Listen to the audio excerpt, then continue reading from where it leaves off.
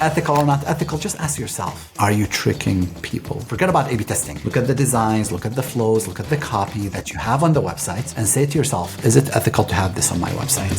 We're talking today about the topic, and it's funny because when I posted about it, I said, really? I mean, in the past, I've refused, and I know people ask us questions and I've just refused to talk about it. In the land of LinkedIn last week, that was the topic. A lot of people were talking about how ethical is it or it's not ethical. They were talking about like a certain line that should be drawn when it comes to A/B testing, but you're going to shed more light because we have like 4 questions today. Hold on. Yeah, before we talk about this, what were the opinions and how did even the conversation start? You have to fill me in because I actually did not follow that conversation. I'm not really sure how the conversation started, but I think I saw a post from John Longden. So he was the one like who posted something saying like, is A/B testing unethical? And there were a couple of comments. A lot of people were saying that no, A/B testing is ethical, but there is kind of like some complexity when it comes to A/B testing the price, because there is sort of like a line that you have to draw there, because sometimes you don't want to show certain customers like a lower price and then a higher price to some. It was just like interesting to follow. So I just thought like maybe it would be an interesting topic also to talk about in the CRO Live Hour today. Here's the thing. There's so many different topics when it comes to A/B testing, and lots of them are practical. Maybe some of them are very tactical, some of them are very strategic. Some of them maybe, ethics and A/B testing are kind of a luxury. Like, it's like, oh, it's kind of an intellectual exercise, but we will go through that intellectual exercise. So I'll shoot the first question. Are there situations where A/B testing certain content or features could be controversial? I feel over here that A/B testing is shoved into this whole ethical or not ethical. Is it ethical to show wrong information on a website? Is it ethical or unethical to trick your visitors? Not through A/B testing, correct? You have the wrong promises. You have the wrong, you're deceiving people. You're showing the wrong price. That's unethical, correct? It doesn't matter A/B testing or not. You might say, well, okay, so what if I'm A/B testing that? Well, guess what? A/B testing is just the tool that will show you which one works better. If you are A/B testing something that's unethical, the whole thing is unethical. I remember once we worked with a company, and it's absolutely horrible. Okay, but I have to mention this. They sold accessories for cell phones. Okay, that's fine. And average order value, like $10, $12. Now, it doesn't cost them a whole lot to buy those accessories, probably 10 cents, and they're selling it for 10, but they made their money on the shipping and handling. So you're buying something for $10, they're charging you $15 and $17 for shipping and handling. And the only way we found this out is because I placed an order, just trying to see it, and I'm like, what? I'm sure I didn't spend $27 on this. And we go back, they didn't even tell us about this. The shipping and handling was just hidden on the website. You wouldn't know that. And their theory is most people buy the cell phone case once and then they move on, and they might then buy another cell phone case in 2-3 years. So they're like, hey, when somebody's coming, we want to maximize our profit. It's there on the website, but it's so hidden. And if you don't dig for it, especially in a time where most people expect that, hey, even if I'm going to pay shipping and handling, it's going to be very low. I didn't expect to pay $15, $17 on an item that cost me $10. Now, somebody might say, well, it's there during the checkout. It's not my fault that you don't really read, the copy clearly. Well, yeah, you just stuffed it completely on the side. You made the font really small. Okay, so you tricked me, all power to you once, but guess what? I'm not buying from you again. And then the e-commerce seller says, well, I didn't really expect you anyways to buy from me again. And in that case, we actually spent quite a bit of time with them, telling them you're tricking people. Eventually, we convince them to run A/B tests. And what happens, of course, when we run the A/B test, showing it clearly to people reduces conversion rates. Ethical or not ethical, just ask yourself, are you tricking people?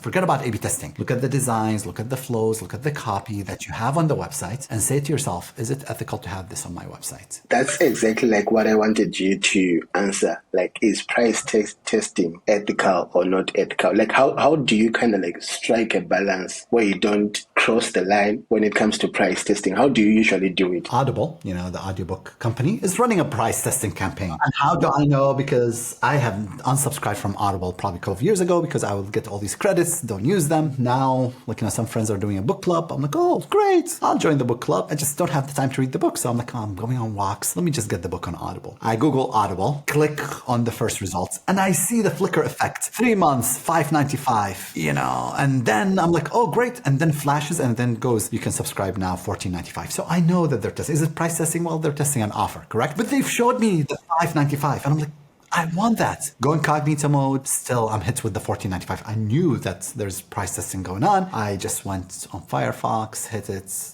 looked at the website, and I landed finally on the $5.95. Subscribed there. Is it ethical for a website to test price? I think merchants are always testing their prices. I think merchants are always trying to find the optimal way for them to price an item. There are many departments that are doing that. We're going to price this product at $100. Oh, the demand is really not high. Maybe we need to reduce the price, correct? It's like, oh, we're going to go down to 90. So everybody who was coming to a store was getting the same price. Nowadays, because of the power of A/B testing, two people could walk into the store. One of them sees the item for 100, the other sees an item for 90. I don't know. What do you think? Is that ethical or not? I don't know. What do you think? How would you feel if you are the consumer who paid 120 and I come on and say, oh, Simba, you paid this 120 for this item. I just bought it for $50. How would that make you feel? So I would think like that's so unethical. I agree with you. I would feel very annoyed. I might return the item and at least argue with the store if it's not too late. Let's take another example. You buy an item for 120 and 3 days later, the same store now is selling that item for $50. Ethical, not ethical? What do you think of that? Usually that's what happens, right? During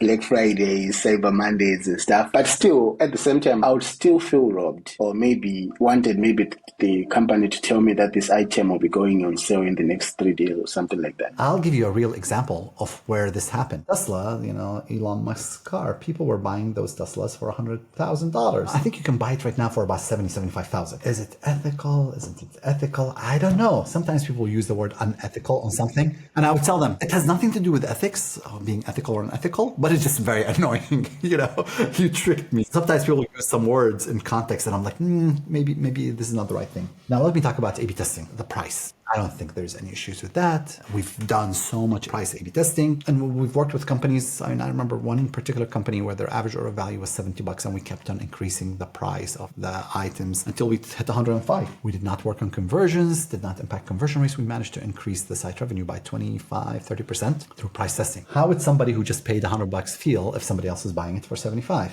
Well, in the beginning, if you had come to the website a month ago, you probably would have paid 75. So, and if you buy the item during Black Friday, you probably pay the 75. So it's timing. That's number one. But just to avoid the whole ethics, if you're paying a lot of money, one thing that we've done in the past is after somebody actually places the order, he's seeing the higher price, correct? And that on that order confirmation, we go ahead and apply an automatic coupon that discounts the price to the original price. So everybody is paying the same price. You don't know that your price is going to be discounted. So everybody is happy, but we're able to test that copy to say, oh yeah, okay, the 105 actually did not impact the conversion rate, and we actually achieved higher average order value. So everybody wins. Now, how about you walk into the store right now, you're paying $105 for this item, but I tell you, oh, I bought it a month ago, it was only 75. Are you as annoyed?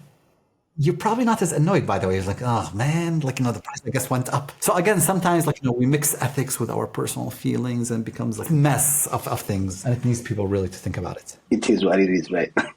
Sometimes it is what it is. Is obtaining explicit consent from users necessary for A/B testing? When it involves private data, PII, correct? Personal identifiable information, I think you should definitely obtain consent. If I'm running an A/B test, that does not involve any PII. No personal information is there. And most A/B test data is anonymized, correct? We're looking at the trend. I'm not looking at a particular user. I actually don't care to get somebody's consent. Now, there might be laws. And again, there are people who are very extreme when it comes to that. Here's the thing. Most of the laws and the rules that you see are a response to a situation. It's not like somebody just woke up in the morning and says, oh, we should add this. Usually something bad happens, so you create a law to respond to that thing. Otherwise, no one would have thought about a weird law. The problem is, okay, so we started with a bad situation. We created a law for it. And since we're in the process of creating laws, what do humans do? Well, let's add this, let's add that. They add so many other things to the law that makes it so like, okay, is this even reasonable? The people who are legislating don't really understand how the internet works. And we see that, by the way, we see it in the US when Zuckerberg goes in front of Congress. And I'm like, what kind of questions? The congressmen and congresswomen don't understand how the internet works. And it's their staffer who wrote them the questions, but a little bit of education, so you don't look like an idiot. But I digress. Anyways, I don't think you should ask for consent unless it involves identifiable information. You're just looking at general trends. The data is anonymous. So that's the way I think of it. Okay, so at what point does this customization cross the line into manipulation, and how can businesses avoid like this ethical dilemma? Again, I'll go back to the fundamental. Forget about A/B testing. Look at what you are doing. Are you manipulating people? Are you showing the wrong information? Are you trying to manipulate their emotions? That's just not acceptable, whether A/B testing is involved or not. So A/B testing is not involved, but we're using AI to kind of drive users to take a certain action. And if the goal of AI is to really just get users to take a certain action, AI doesn't necessarily understand ethics. Humans struggle with ethics. I don't know how much AI understands ethics. And nowadays we hear lots of talk about the need to regulate AI. It's the algorithm, and the algorithm is constantly adapting. The YouTube algorithm, will show people videos that maybe are harmful to society, but they generate more clicks. Facebook algorithm will push certain stories up, remove other stories down. Same thing with Twitter. It's the algorithm. A/B testing has nothing to do with it. But again, are you crossing the line of morality and ethics? Yeah, sometimes you might be. Now, let's just add on top of that another component that if you are a commercial entity, your goal is to maximize the revenue and the profits for your shareholders. I'm not saying ignore ethics, but sometimes also, don't go into an extreme, level of ethics. Anyways, I'm sure some people wouldn't like that. But what I'm saying, they're like, what? Business should ignore ethics? No, they should not ignore ethics. And I think we've seen many, many instances of corporations ignoring ethics and trying to maximize the profits. And I think anybody who does that eventually pays a very expensive price for it. I'm more of the opinion that the market forces will always correct, and will punish those who try and trick people. Yeah, you might be winning in the short term, long term, you're gonna lose. I don't care. Eventually, you can trick some people for some of the time. You cannot trick everybody all the time, correct? And I think the problem is when government gets involved and you're trying to regulate, you try and fix one problem, you create a different problem, and so on and so forth. Okay, let me mention this thing to you, which, we started talking about Teslas. The reason Tesla discounted its price, because in the US, we passed a law and said, hey, if you're buying a car less than this price, then you get a government subsidy, like a tax refund of $7,000. So as you're buying something, let's say if it's for $100,000, you don't get that tax. But if the price is less than $75,000, you get that. So really, although you're buying a car for $75,000, guess what happens? You get $7,000, so you're buying it for $68,000. Great. They cut the prices, just to encourage people. Okay, so people are doing that. Guess what happens? We don't have, because government was trying to encourage people to have electric cars. Well, we don't have the grid to support that many people with electric cars. So it creates a different problem. And manufacturers of just traditional auto, cars, gas and whatnot, are struggling. Workers there are going on strike. Fixed one problem, we created many other problems. The next question that I was going to ask you, I think you touched on it, right? About the ethical frameworks and principles that business should consider when implementing A/B testing. So I just want to get your thoughts on something different, because I can see an overlap between this topic that we are talking about. So I just want to ask you something about black hat CRO, or maybe applying dark patterns to manipulate users into taking specific actions. What's your thought on those? I visit a lot of websites when I'm doing certain research, maybe about a blog that I'm writing. Then I see okay, download this thing or this ebook, or download this, that kind of a negative thing that they put. So what's your thought on that? I would say no. I like to remain ignorant, and I click on that button, just leave me alone. I mean, that's an obvious example, correct? I mean, nowadays, I'm like, dude, who still uses that in 2023? I mean, this was really interesting and fascinating back in 2013, 2014, when it first started. And I think it worked for the first couple months, by the way. And then everybody's copying everybody else, and you see it, and it's like, okay, this is a bit much. But there are dark patterns that you see. And then lots of them, by the way, and this is an area, it's around what I call incentives, urgency, and scarcity. Order right now so we can ship it to you. That's probably real. But scarcity, we only have 2 items left. And you always have 2 items left, no matter what. It's like I come tomorrow's I ordered the 2 items, but they're still there. There are dark patterns around that. And again, I go back to people will figure this out. And when people figure it out, you're not going to win. I think travel sites use a lot of dark patterns, and they continue to use a lot of dark patterns. And they're trying to trick people to make a decision to buy an airline ticket or make a hotel reservation. And the consumer nowadays is fully aware of all these tricks. Most consumers are. And you got punished by the EU. They put major, I think they find hotels and Expedia and all these travel sites. But the consumer is so fully aware, by the way, of what's going on, is that okay, so now we use different sites to compare prices, and you're not gonna trick me. And I'm sure, by the way, somebody will figure another dark pattern, and it will work for a little bit, and then everybody else will copy it, and then it's just people will get annoyed and it becomes well known, and so on and so forth. Principally, we don't use dark patterns in what we do. We avoid that. We start with the principle that we believe every user is fully aware. We start with the assumption that our users are very smart. We treat them with the respect that they deserve. When we start with that assumption, we say, oh, we're not going to trick people. We're not going to do this. This is stupid, because if you assume that your user is smart, you don't use those dark patterns. That makes a lot of sense. And just to add this, like maybe for anyone listening who's interested in this, we have like a good article on the Invest blog around Black Hat CRO and the consequences of Black Hat CRO. So all that stuff, if you want to read and find out more about it, go on the Invest blog, Black Hat CRO, you'll find it there. I think those are the questions I have for you. Yeah. If you enjoy the CRO Live Hour, whatever you're listening to, to your podcast, share this episode or any episode that you really liked with somebody else who you think will enjoy it. We would appreciate that. And until next time, happy testing.